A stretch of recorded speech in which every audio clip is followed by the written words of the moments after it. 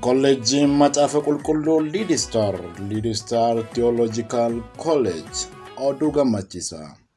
College Lead Star kanaan dura barnoota fagoon digirii tokkoffaa fi digirii maastireetii yookaan digirii lammaffaadhaan biyya keenya keessattis ta'e biyyoota garaagaraa keessatti addumaan Kibba Afrikaa, Kibba Sudaan, Jarmanii, Kanadaa, Dubai, Finland fi kan kana fakkaatan keessatti barsiisuun namootni hedduun waldaa fi dhaloota irratti jijjiirama akka fidan taasisaa tureera.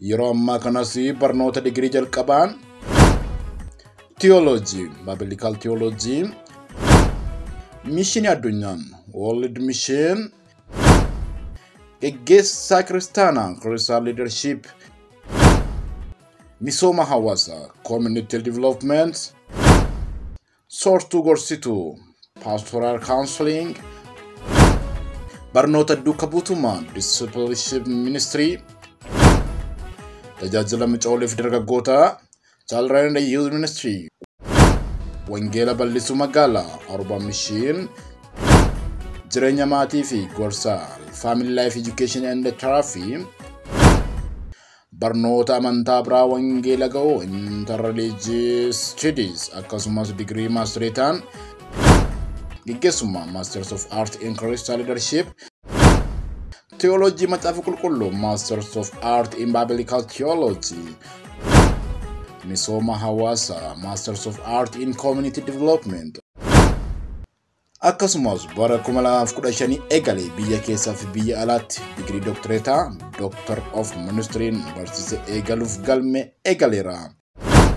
Maarree dur biyya ambaa qofaatti kan barsiifamaa turan amma garuu bakka jirtan teessanii afaan Oromoon, afaan Ingiliziin, afaan Amaaraaf kan feetaniin barumsa sadarkaa isaa eeggate gatii madaalawaa ta'een mana kitaabaa sadarkaa isaa eeggateen qorannoo fi qo'annoo kan deeggarame teekinooloojii ammayyaan kan deeggarame kaampaasii Lead Star gamoo Dambalduuba jirutti barachuun akka ofirrattis ta'e dhaloota irratti jijjiirama fidan kabaja guddaa isin beeksisna. Teessoon gamoo Dambalduuba Kolleejjii Yuunivarsiitii Admaas Cimnaa lakkoofsa bilbilaa Duwwaa 979 95 98 79 kan biyya alaa